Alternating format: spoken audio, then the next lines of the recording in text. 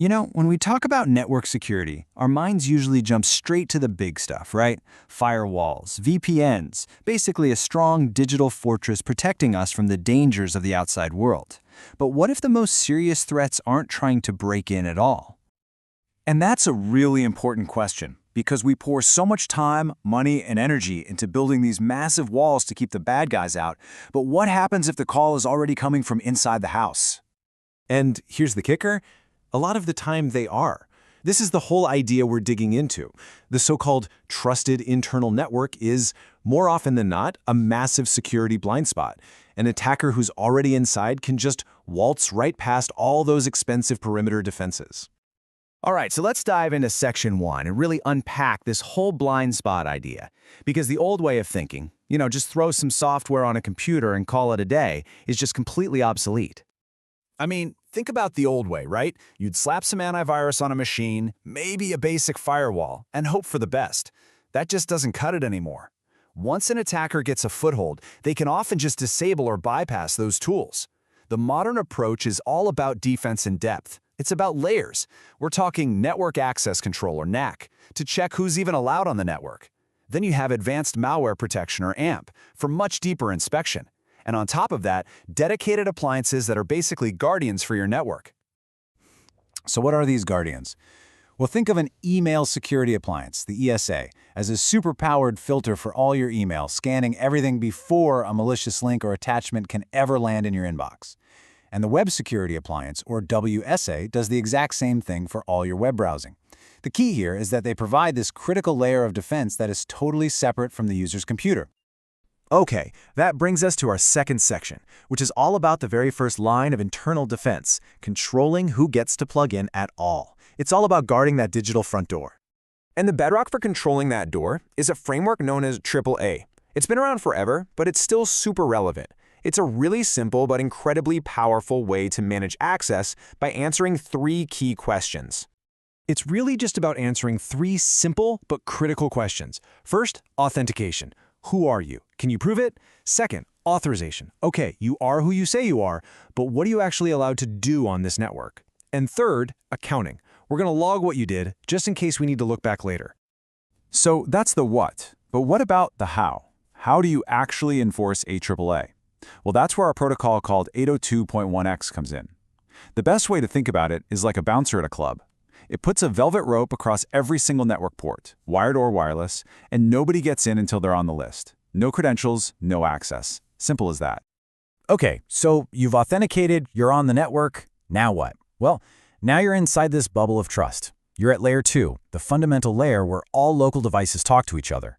And the problem is, it was designed decades ago with a built-in assumption of trust, and that assumption is a weak underbelly that attackers just love to exploit. Yeah. This is where things get interesting. There are a ton of attacks that take advantage of the fundamental, trusting nature of local networking. Things like MAC table flooding, DHCP attacks, ARP poisoning, STP manipulation, the list goes on. So let's break down some of the most common ones you'll see. All right, first up, MAC table flooding. See, a network switch is supposed to be smart. It learns which device is on which physical port, and it intelligently sends traffic only where it needs to go. But an attacker can just bombard that switch with tons of garbage traffic from fake MAC addresses. The switch's memory table overflows, and it basically panics. It just gives up on being smart and reverts to being a dumb hub, blasting every piece of traffic out of every port, which means the attacker can just sit back and sniff everything. So how do you stop this? Well, the fix is actually pretty simple and elegant. Port security. You just configure the switch port and tell it, hey, you should only ever see 1, maybe 2 MAC addresses on this port. If it suddenly sees 1,000, it knows something is very wrong. You can tell it to just block the attack, send an alert, or my personal favorite, just shut the port down completely. Attack stopped. Okay, next on our list of nasty tricks, VLAN attacks. VLANs are supposed to chop up your network into secure little segments, right? Well, attackers want to hop between them. One way is to trick a switch port into thinking their laptop is another switch. If they succeed, the port forms a trunk, which is like a superhighway for all VLANs.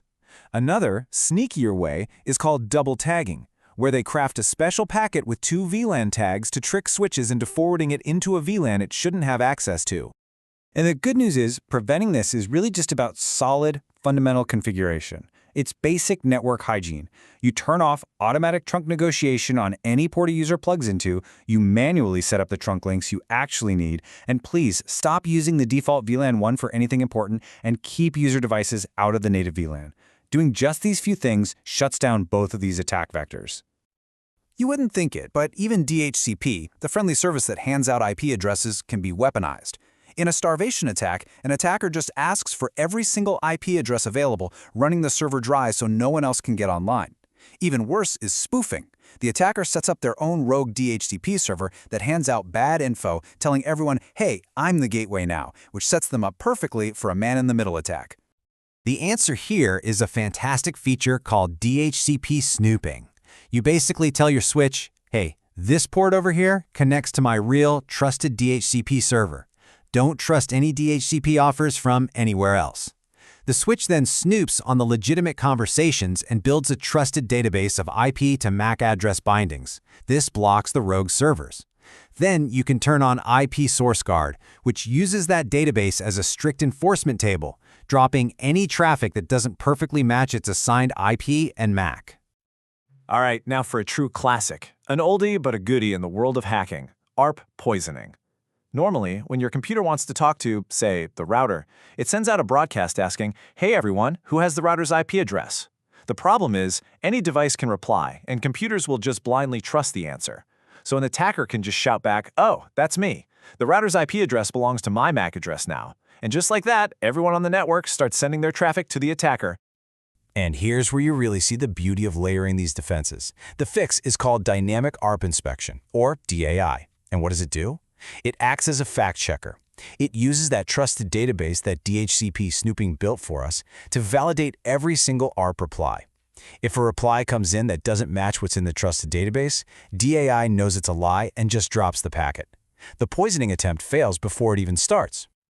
Okay, deep breath. We've gone through a ton of attacks and the specific features that can stop them. But all of this, all of it, is kind of pointless if we don't talk about our final and maybe most important section, securing the control room itself.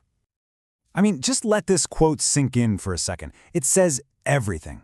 You can have the best security features in the world, port security, DAI, all of it, but if an attacker can get administrative access to your switch, they can just turn it all off. Securing how you manage your devices is the absolute foundation that everything else rests on. So what does that lockdown actually look like? Here are the absolute must-dos. First, stop giving attackers a free map of your network. Turn off info-leaking protocols like CDP on any ports facing users. Second, encrypt everything. No more telnet. Use SSH. Use HTTPS. Always. Third, isolate your management traffic.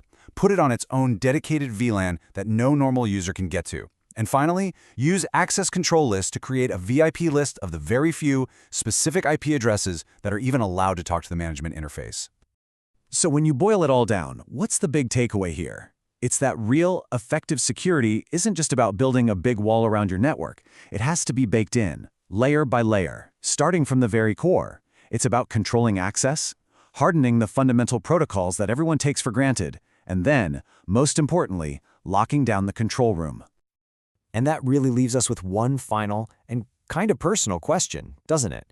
After seeing all the different ways an attacker can exploit that simple, assumed trust of a local network, the one you're on right now at work or at a coffee shop, it makes you think, how confident are you really in the security of the network that's right under your feet?